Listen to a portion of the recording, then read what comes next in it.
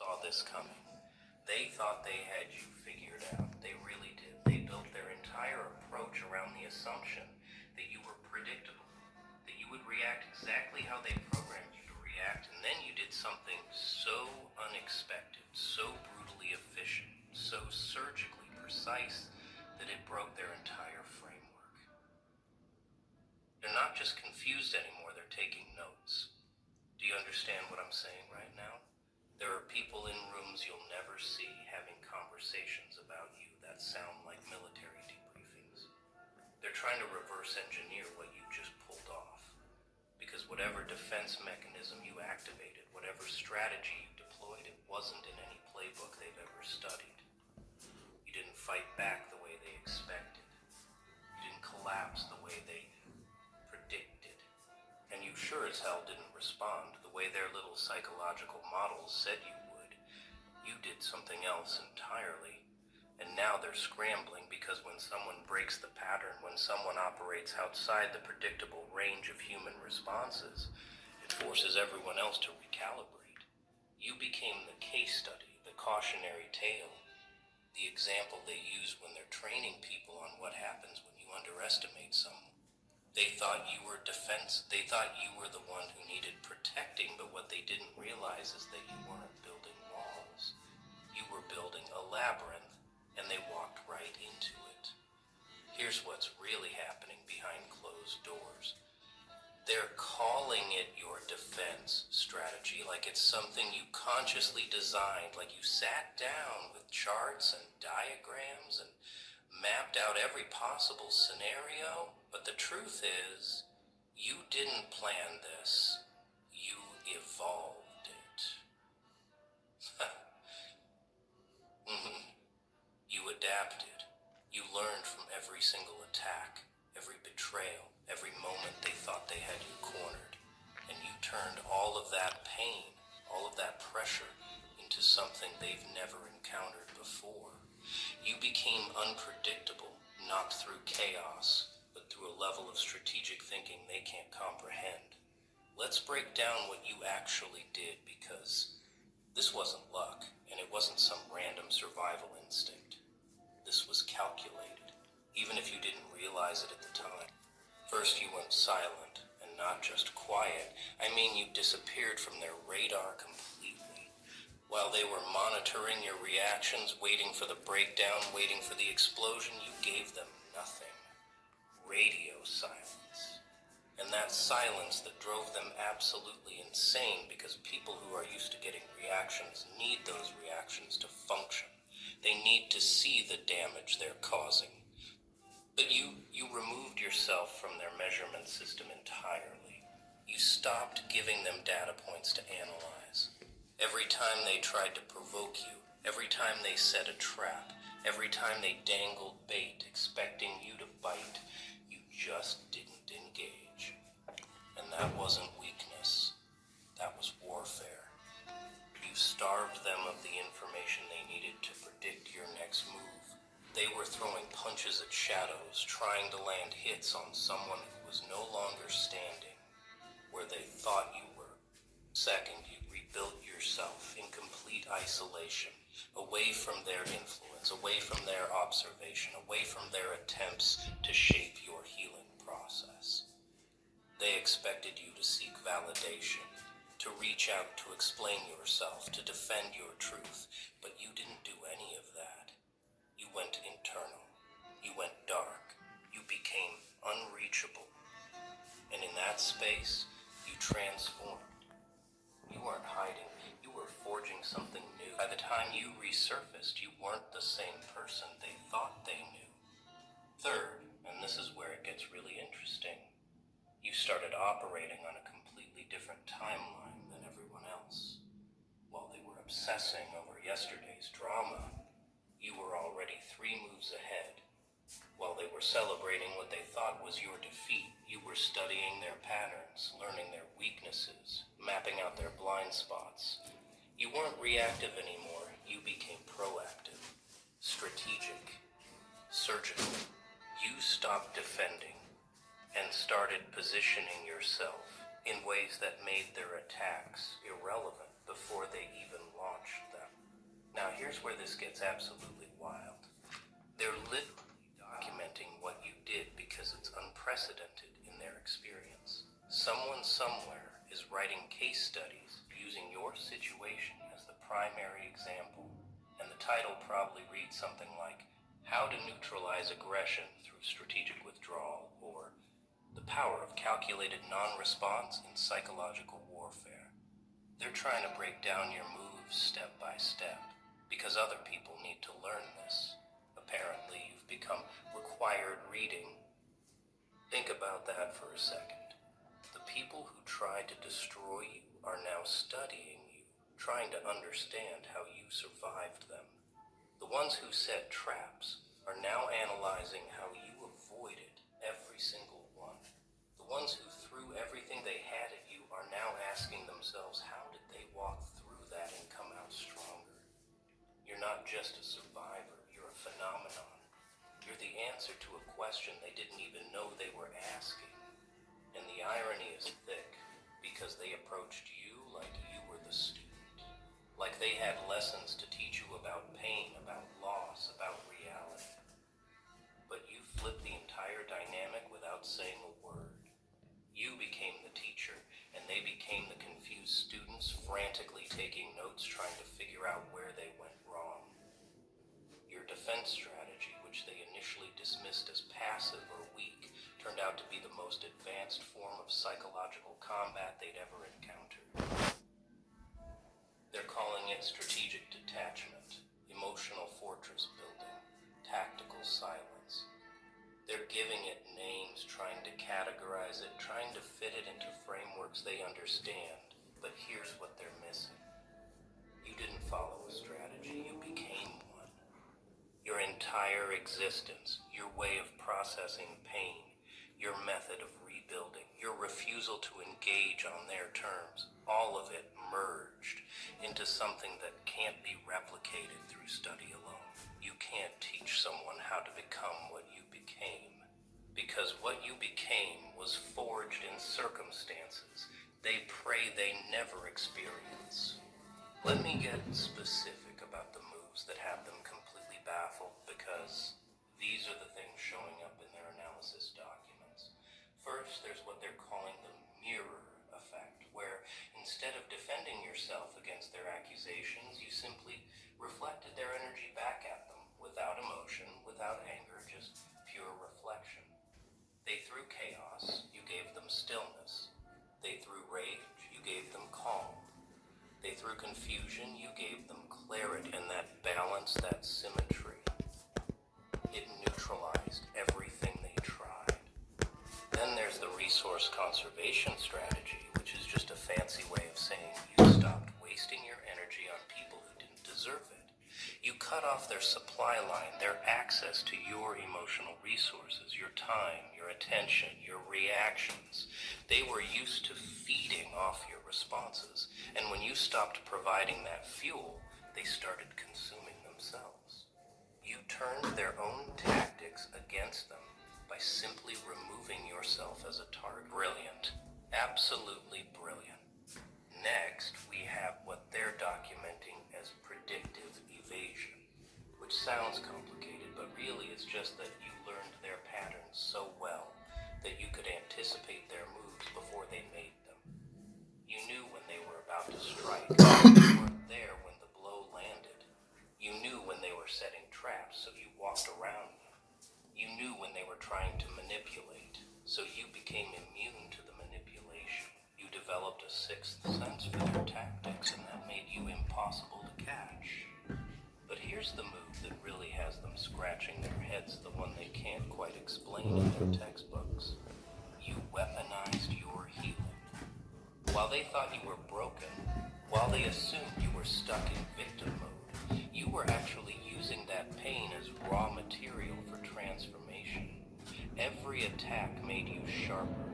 Every betrayal made you wiser. Every moment of isolation made you strong. You didn't just survive. You used it as training and emerged as something they had no defense against. The reason they can't let this go, the reason they're still analyzing you on screen years later, is because you represent that their tactics don't work on everyone. You're evidence that there are people who can't be broken through conventional means. You're a walking contradiction to every assumption they built their confidence on. And that uncertainty, that unpredictability, it haunts them. They need to understand you, because if they can't explain how you survived, then they have to face the possibility that they're not as powerful as they thought. If one person come out unburned, then maybe their fire isn't as hot as they believed. Maybe their weapons aren't as effective. Maybe their strategies aren't as foolproof. Maybe, just maybe, they're not the architects of other people's destruction they thought they were. You shattered their illusion of control. So they study you, they analyze you, they try to decode you, because understanding you means understanding where they went wrong. It means identifying the weakness in their approach. It means finding a way to prevent someone else from doing what you did. But here's what they're slowly realizing. There is no weakness in what you did. There's no flaw in your defense. You didn't win through some technicality or lucky break. You won because you fundamentally evolved beyond their reach. It's God's work. And that's the part that keeps them up at night. That's the chapter in the textbook they keep rewriting because they can't quite capture it. You didn't beat them through force. You didn't outsmart them through some clever trick. You transcended the entire game they were playing. You opted out of their reality and built your own. And in that new reality, their rules, their tactics, their psychological warfare, none of it applies. You became ungovernable.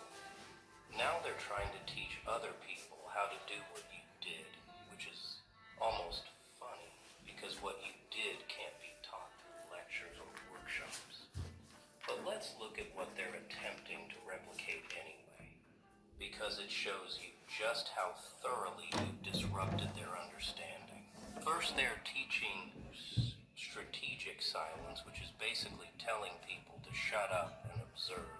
But what they don't understand is that your silence wasn't a tactic, it was a necessity, born from exhaustion, from betrayal, from recognizing that words were worthless in their world.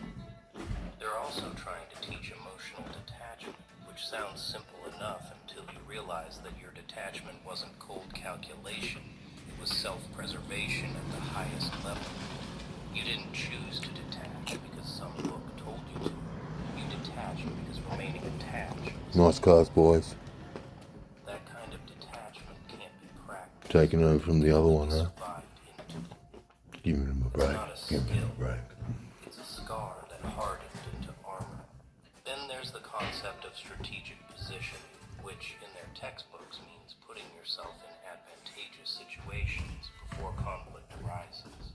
But what you actually did was remove yourself from every situation where their power had leverage. You didn't position yourself for victory. You positioned yourself for peace. You chose spaces where their opinions didn't matter, where their presence couldn't reach, where their influence held no weight. You built an entirely separate ecosystem and thrived there. They're also documenting something they call counter-narrative immunity, which is your ability to remain unshaken when people try to rewrite your story or paint you as something you're not. But again, they're missing the point. Your immunity didn't come from confidence or self-assurance. It came from knowing your truth so deeply that external lies couldn't penetrate. You lived your experience, you know what happened, and no amount of their revision could change that internal knowing. Here's where your strategy was really to them at some point. Your defense stopped being defensive and became something else entirely. You weren't protecting yourself anymore. You were advancing. You weren't blocking attacks. You were making their attacks irrelevant. The shift was subtle but absolute, and they can pinpoint the exact moment in their analysis when you stopped being prey and became something they couldn't classify. This is what they're struggling to capture in their studies. How does a defensive position transform into offensive dominance without any aggressive action? You didn't strike back.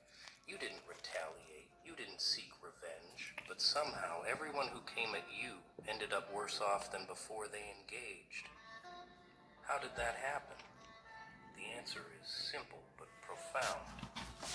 You let them destroy themselves. You gave them enough rope, enough space, enough silence, and they hanged themselves with their own contradiction. Your defense was so airtight, so impenetrable, that their attacks bounced back on them. Every lie they told about you eventually exposed their own dishonesty. Every trap they set ended up catching them. Every manipulation they attempted revealed their own instability. You didn't have to fight because you built a strategy where fighting was unnecessary. You created a system where their own momentum worked against them. You created a system where their own momentum worked against them. That's master-level psychological warfare, and they know it. And now they're trying to figure out how you maintained your composure through all of it. Because most people crack under that kind of sustained pressure. Most people eventually lash out or break down or compromise their position, but you stayed consistent, stayed centered, stayed unreachable. That consistency is what turned your defense into offense, because it forced them to keep escalating, to keep attacking, to keep exposing themselves, while you remained calm in the eye of the storm they created. But let's be real for a minute, because these textbooks and analyses, they don't talk about what it actually cost you to build this defense. They don't document the nights you couldn't sleep because your mind was racing, trying to make sense of betrayal. They don't include the chapter about the relationships you lost because you had to cut off everyone who might be a liability. They don't mention the isolation, the loneliness, the moments where you questioned whether this path was worth it. Your defense strategy wasn't some cold, calculated business decision. It was survival mode, elevated to an art form. Every boundary you set came after someone crossed a line. Every wall you built came after someone proved they couldn't be trusted. Every strategic silence came after words were used as weapons against you. This wasn't a game to you. This was your life, your sanity, your future on the line. And you paid for this knowledge with pieces of yourself. They're studying your moves like they're chess positions, but they're not accounting for the emotional toll of becoming this strategic. They're not measuring the weight of carrying this level of awareness every single day, knowing that any moment of vulnerability could be exploited, knowing that trust is a luxury you can't afford, knowing that even your healing has to be done in secret, because people will weaponize your wounds if you let them see too much. So yes, they're writing textbooks about your defense strategy. Yes, they're analyzing your every move. Yes, they're trying to understand how you became untouchable. But they're missing the most important part. This wasn't a choice. This was transformation under extreme pressure. You didn't want to become this strategic, you had to. And that difference, that's everything. You're not a case study, you're a survivor who figured out how to stop surviving and start living on your own terms, regardless of who that threatens. And now here we are with your name in footnotes, in discussions, in strategy sessions, in places you'll never see. People who have never met you are learning from your example, using your story as proof that there are different ways to win, ways that don't involve fighting back in expected patterns. You've become a reference point, a standard, a measuring stick for what's possible when someone refuses to play by the rules designed to keep them small. Future people facing similar situations will read about what you did, and maybe I don't have to fight. Maybe I can use my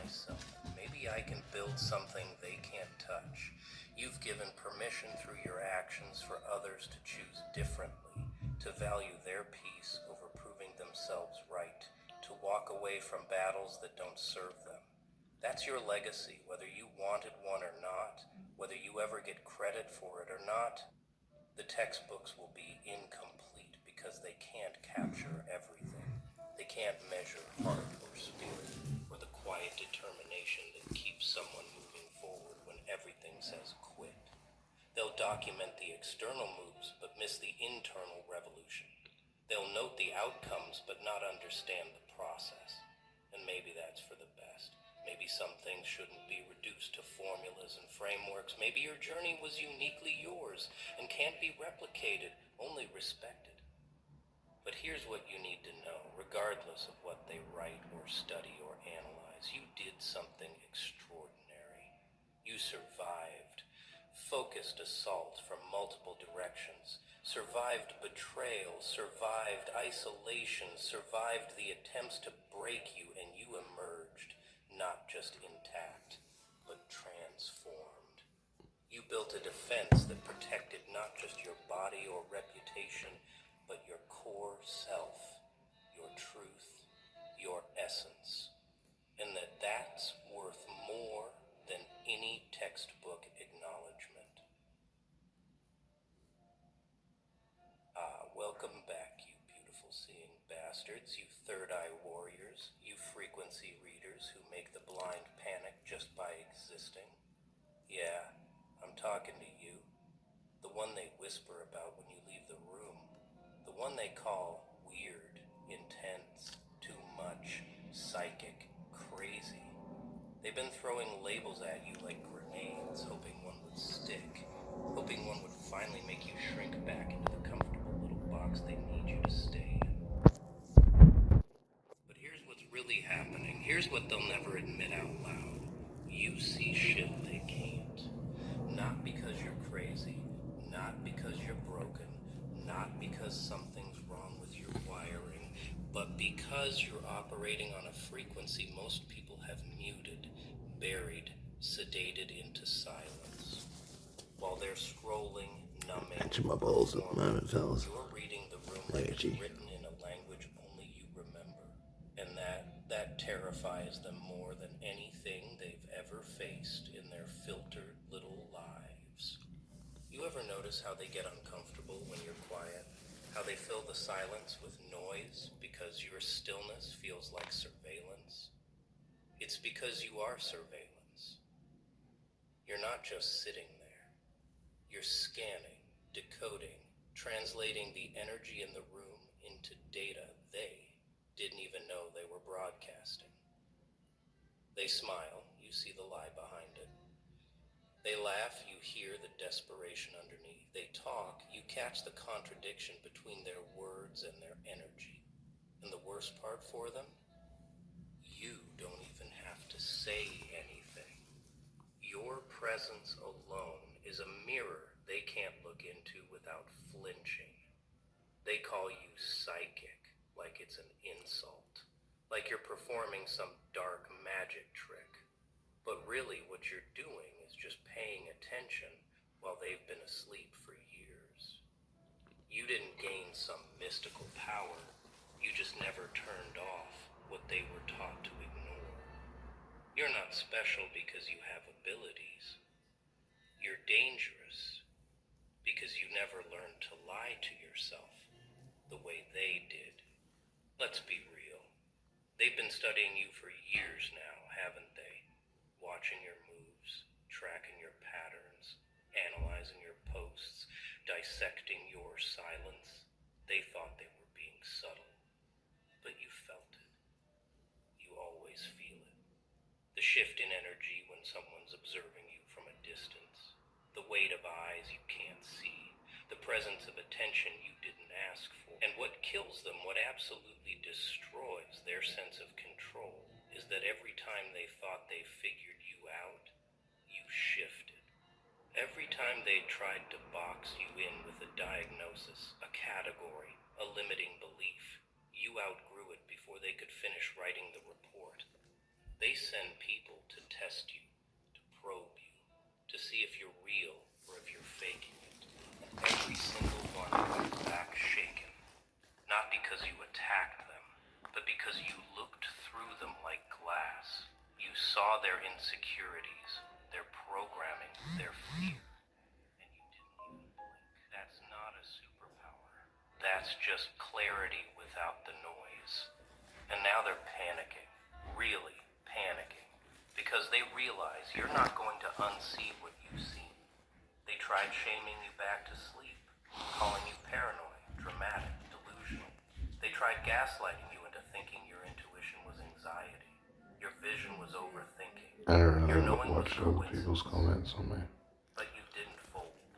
You didn't apologize for your accuracy. I just leave the same. You didn't dim your perception just to make them comfortable. And now they're realizing the truth. You're not the problem in their system. You're the glitch that reveals the system was always broken. You're the frequency disruption that shows how shallow their reality actually is. They built a world where I just everyone read a lot of pretends shit not to and see. then You walked leave in the with same. your eyes wide Then check it open, out to see what they're saying refusing to about play me. along. Golly, no. That's why not because you have power, but because you remind them of the power They they can say traded for anything they want. comfort. They sold their sight for safety, and you kept yours, even when it hurt like hell to see clearly. You know what they fear most? It's not that you're psychic, it's that you're contagious. One conversation with you and people start questioning their entire reality. One interaction and suddenly they're noticing things they spent years ignoring. You don't even try to wake people up, but your existence alone is a defibrillator to their sleeping souls. They walk away from you feeling exposed, seen, uncomfortable in ways they can't explain. And that's why they distance themselves. Not because you did anything wrong, but because being around you requires a level of honesty they're not ready for. You demand authenticity without saying a word. Your energy alone is a lie detector, and most people are walking around wrapped in layers of bullshit they've convinced themselves is identity. So yeah, they avoid you, they talk about you, they try to diminish you, because if they admitted you were right, they'd have to face how wrong they've been about everything. Because if they admitted you were right, they'd have to face how wrong they've been about everything. Let me tell you what nobody warns you about when your third eye cracks open like a fault line in your skull. It's not the visions, it's not the knowing, it's not even the accuracy that disturbs people. It's the loneliness. The kind of loneliness that sits in your chest like a stone, heavy and cold, because you're surrounded by people who can't see what you see, feel what you feel, or understand the weight of carrying this level of awareness. You try to explain it, and they look at you like you're speaking in code. You try to share what you've noticed, and they laugh it off, change the subject, or worse, they weaponize it against you later. So you learned to stay quiet, didn't you? You learned that silence is safer than being misunderstood. You learned that keeping your observations to yourself is easier than watching people's faces twist in discomfort when you speak truth they're not ready to hear. And now you walk through life like a ghost, present but untouchable, seen but never fully known. They don't understand that what you carry isn't a gift wrapped in golden light and angel feathers. It's a burden soaked in clarity that cuts like broken glass. You see people's trauma before they speak it. You feel their pain before they admit it. You know the ending of their story while they're still pretending they're in the beginning. And the worst part? You can't unsee it. You can't turn it off. You can't go back to the comfortable ignorance they're all drowning in. You tried, didn't you? You tried dumbing yourself down, pretending you didn't notice, playing along with their surface-level conversations, but it felt like suffocating, like wearing a mask that didn't fit your face, like betraying the very thing that makes you you. So you stopped. You stopped pretending. You stopped performing. You stopped trying to make them comfortable with your discomfort. And the moment you did, the moment you chose truth over belonging, they labeled you weird, intense, too deep, too much. As if seeing clearly was a crime they needed to punish with isolation. But here's the thing they don't tell you about isolation. It's not a punishment. It's preparation. Every moment you spent alone, you were building something they'll never understand. Strength that doesn't need validation. Clarity that doesn't need confirmation. Power that doesn't need permission. While they were busy collecting followers, you were busy collecting yourself. While they were performing for likes, you were performing surgery on your own soul, cutting out the lies, the programming, the fear. You weren't lonely. You were leveling up in silence. You weren't abandoned. You were being refined in a fire they couldn't survive. And now you're walking out of that isolation with eyes that see dimensions they don't even know exist. You're not bitter about being alone. You're grateful because solitude taught you the one thing crowds never could, that you don't need anyone to confirm what you already know is true. Your third eye doesn't ask for permission. It doesn't wait for consensus. It just sees, and you trust it more than you trust any voice outside yourself. They wanted you to doubt your vision, to second guess your knowing, to apologize for your accuracy. But every time you were right and they were wrong, every time your gut screamed truth and they called it paranoia, every time you saw through the illusion and they called you cynical, you added another layer of unshakable certainty to your foundation. You're not guessing anymore. You're not hoping. You're not wondering if maybe you're imagining things. You know. And that knowing, that bone-deep cellular level certainty, is what makes you untouchable now. They can't gaslight you anymore because you've seen too much. They can't manipulate you anymore because you read the sentence before they finish the sentence. They can't control you anymore because you've learned to trust your internal navigation system more than any external authority. You became your own oracle, your own vision, your own guide. And that is what they fear most. Not that you see shit they can't, but that you trust what you see even when the whole world tells you you're wrong. So they call you psychic, they call you intuitive, they call you gifted. 3:33. But they say it with a twist of mockery, a hint of dismissal, a tone that suggests you're making it all up for attention. Let them minimize what they can't comprehend. Let them reduce your sight to superstition, your knowing to lucky guesses, your awareness to overthinking. Because while they're busy denying the existence of frequencies they can't perceive, you're busy navigating a reality they don't even know they're trapped in.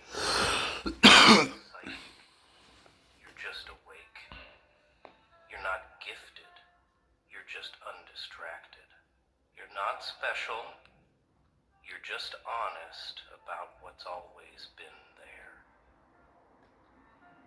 The energy, the patterns, the truth humming underneath every interaction, every smile, every silence. Most people spend their entire lives running from that truth, medicating it, numbing it, drowning it in noise. But you ran toward it. You sat with it. You let it show you things that scared you, broke you, and rebuilt you into something they'll never understand.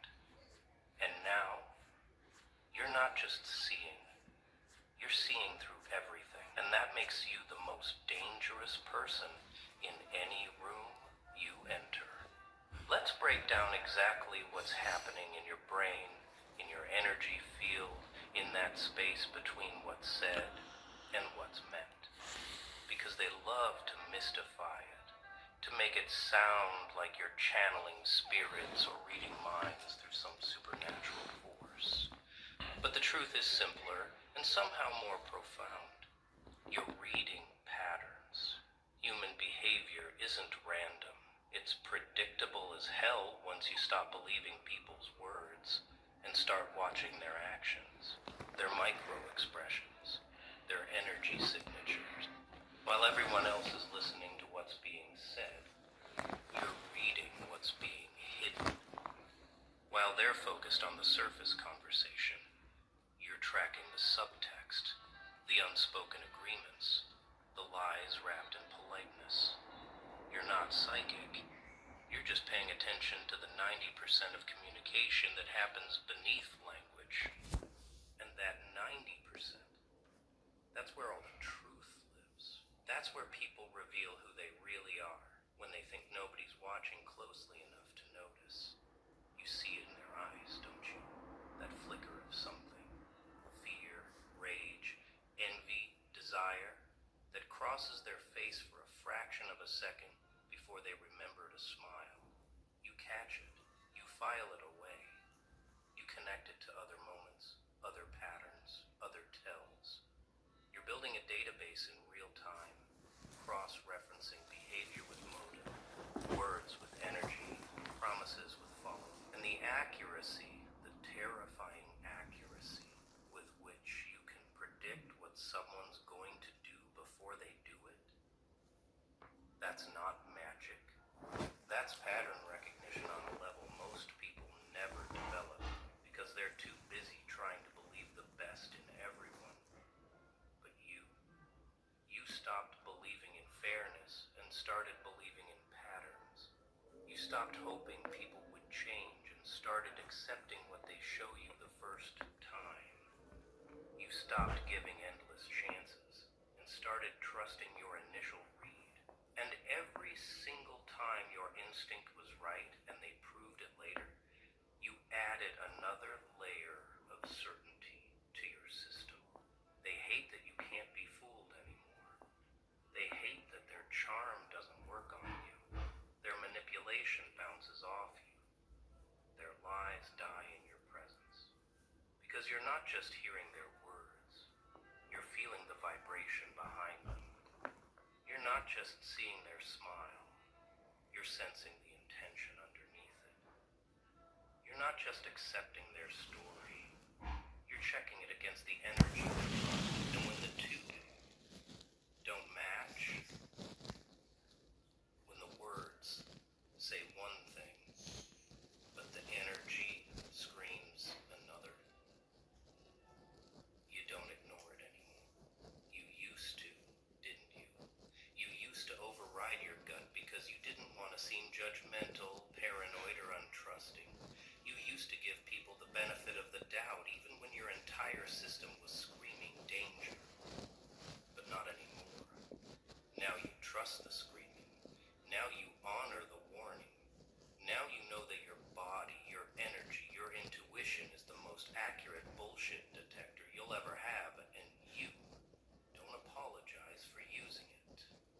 Here's what they don't understand about frequency readers like you. You're not operating on logic alone. You're operating on resonance. You feel people before you think about them. You sense shifts in energy before anything visible changes. You know something's off before you can articulate why. That's not mysticism. That's your nervous system doing exactly what it evolved to do, keeping you safe by detecting threats your conscious mind hasn't processed yet. But most people, they've been conditioned to ignore those signals, to rationalize them away, to call them anxiety or paranoia. You didn't. You listened. You learned to distinguish between fear that's protecting you and fear that's limiting you. You learned to trust the difference between intuition and insecurity. And now your radar is so finely tuned, so impossibly accurate, that you can walk into a room and feel the entire emotional landscape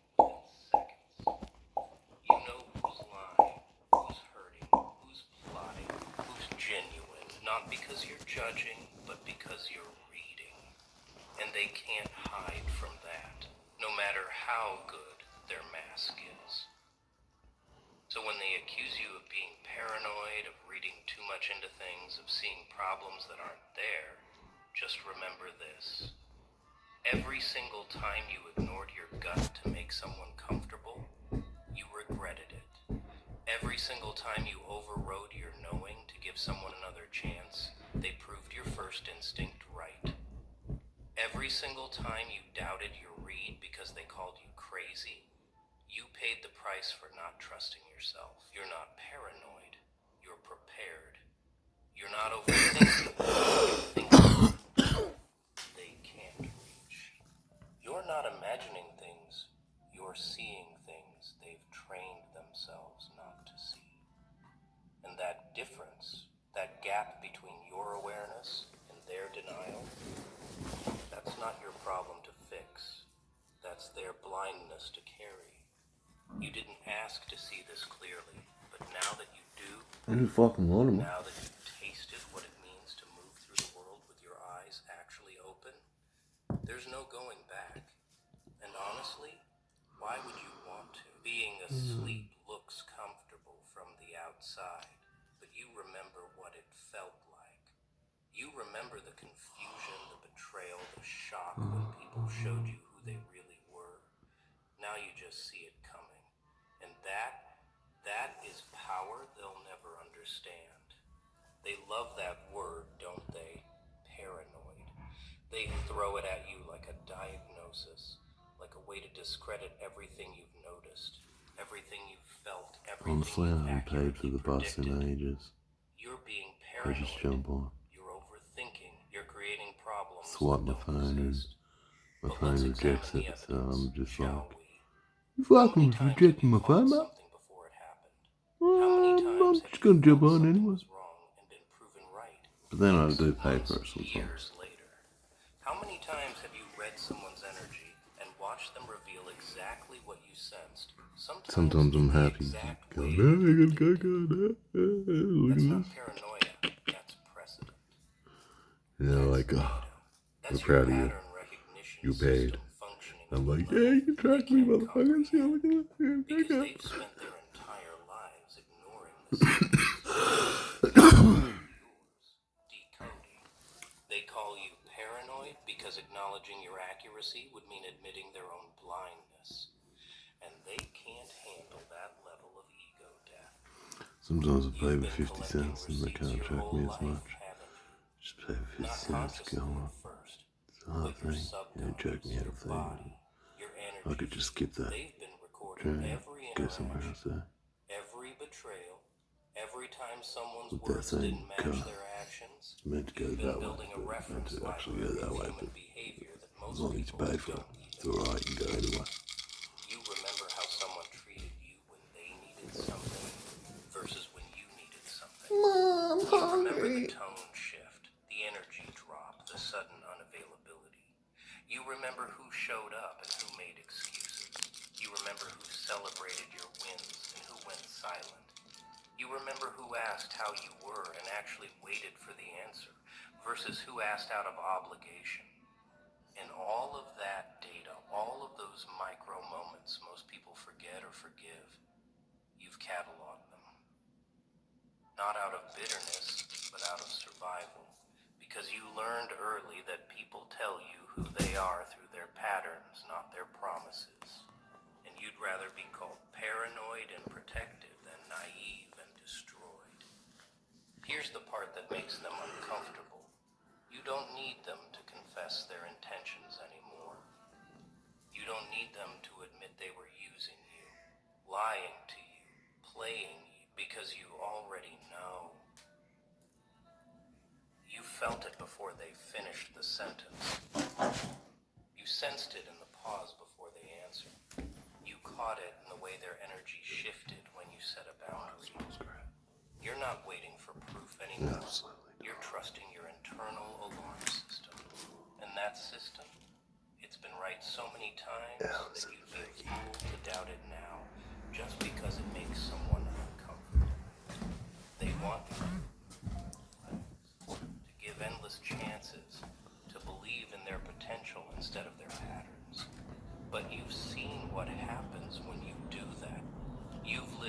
consequences of ignoring your gut.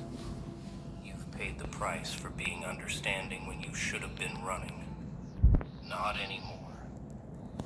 Now you trust the first red flag.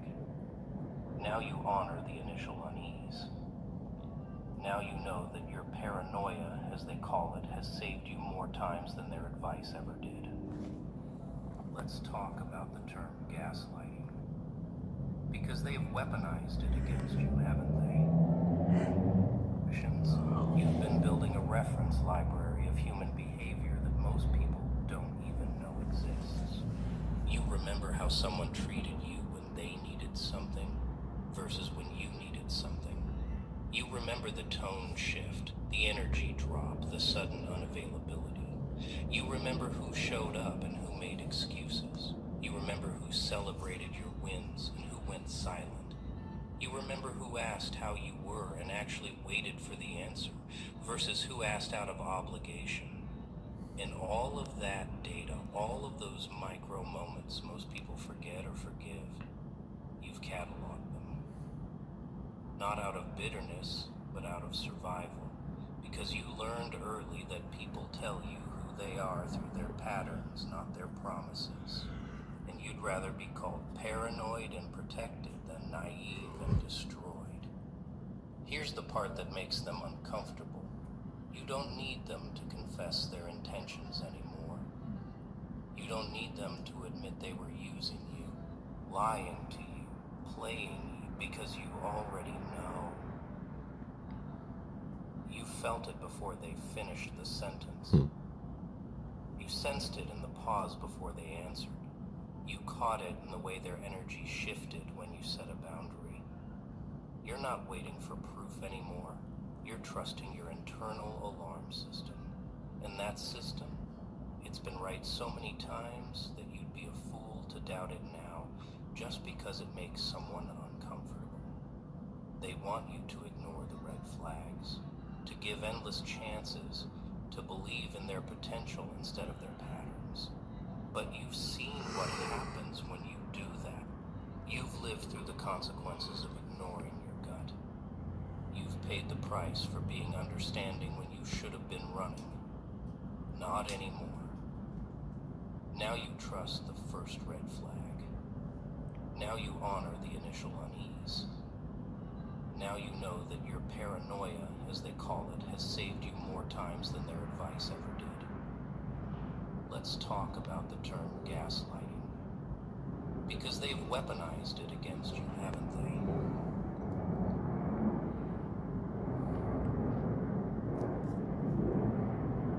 How's that? Ladies and gentlemen, that's how it's done. Speak about what we do. Joker, you do.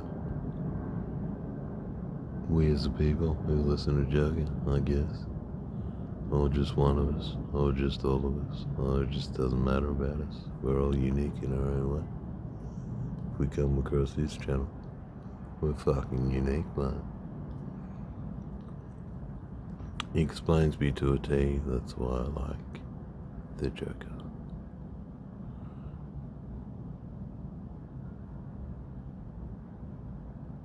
Anyway, that's 15 minutes, man. 15 minutes. 50 minutes all up. I think that's a wrap for tonight. Now I start speaking to say, oh well, you know, you get that. You get that, mate, in the big world of living life, living by yourself, living only by yourself. No one around, except the murderers around your caravan, so you think, but there's no murderers. That was a hard one, but I just had bad, jail symptoms of sharing with murderers. So I shared a bit of energy with murderers, and I got a bit of paranoia off murderers. You know how that feels, do you? To share with murderer. Well, I never got the chance and never will tell you. if that was the case. But, none of your fucking business, to be honest. You put me in there, fucking a dad for domestic violence. I mean murder, so much just like that. All types of people coming to this jail. What's going on? You fucking freaks. You mixing, kicking me out of each cell every night. Put me in a different cell, different murderer, different rapist, different psychopath, different poofter, different faggot, different psychopath, different poofter, different faggot, another psychopath. You fucking, and you want to do that again? You want to do that again, don't you? You just want to fucking play with me and it's life or death every day in there. You fucking idiot. People see this light and they want to fucking take it for themselves and hey. So you don't know what happens when you're sleeping in that fucking room and you fucking share it with another person. You've never done it before, you fucking camel fucking pricks. You fucking government motherfuckers. You try it in jail. See how you like putting people in jail. Put yourselves in there, man. Put yourselves in there. Share with the fucking other person in a small little fucking room. There should be palaces in there, not small fucking rooms. You fucking nitwits. Makes man stronger. What are you talking about? What are you talking about, man? Makes man stronger. Survive anything, you can get stronger. You know, fucking dad. Didn't ask for this. Just asked to see my kids. What'd you do? Throw them in jail? You fucking pigs. Fuck you, pigs. Fuck you, piggy dogs. Fuck you, government fuckwits. Fuck you in the ass. And fucking double team you. Fucking double team you fucking 10 times over. You don't know what it's like. Fuck off. Never been there. Never had to fucking go there in your life. Well, fuck you, cunt. Pulling pants on us. Pulling pants down on us. You know, she pulled her own pants down and decided she goes to fucking jail, mate. Fuck you locking that cunt up. Fuck you, cunt. She speaks the way she wants to speak. Fuck you. She want to be racist? She can be fucking racist. Free fucking world, mate. You don't have to like everyone. Fuck you. You're not like me and likes everyone. You fucking cunt. Fuck you. Fuck you. You dog cunts. Nah. Don't worry about it. Got your backs. Got your backs. Even you guys. You know what I'm saying? Fuck you. Got your backs. Doing this for all you. Fuck you, mate. Doing this for you. Fuck you, mate. Doing this to you. Suck my motherfucking cock, mate. I'm doing this for you. And then you can suck my vagina, asshole, if you want, you sick fuckwits. You can suck on my vagina, asshole, if you want, you sick fuckwits. You fucking dog cunts. Fuck you all. Fuck you all, fucking high elite fucking bastards. Suck on my ass crack, vagina cunt. And then he says, what? And I said, Elon Musk already did, so fuck you, mate. He loves me. He loves me. You guys didn't love me, but he did. He loved me. Not literally, but he fucking loved me. From a distance. So go fuck yourselves. I only need one man in this life, and it's my love of Elon Musk. Don't have to be sexual with him. Just have to love him. So fuck you for liking Elon Musk. Doesn't matter. He's a great man. Great man of power. Great man of vision. Great man of life. Great man. He deserved a bit of love put back in him. You guys will fucking take his love for granted. He can't give it to the whole world, or can he? No. Just give back to the world, man. Just give back to the world. Fucking build a stable foundation for the world and give back. Can he do that? Can the richest man and Putin get along? And bring back the world? The two richest men in the world?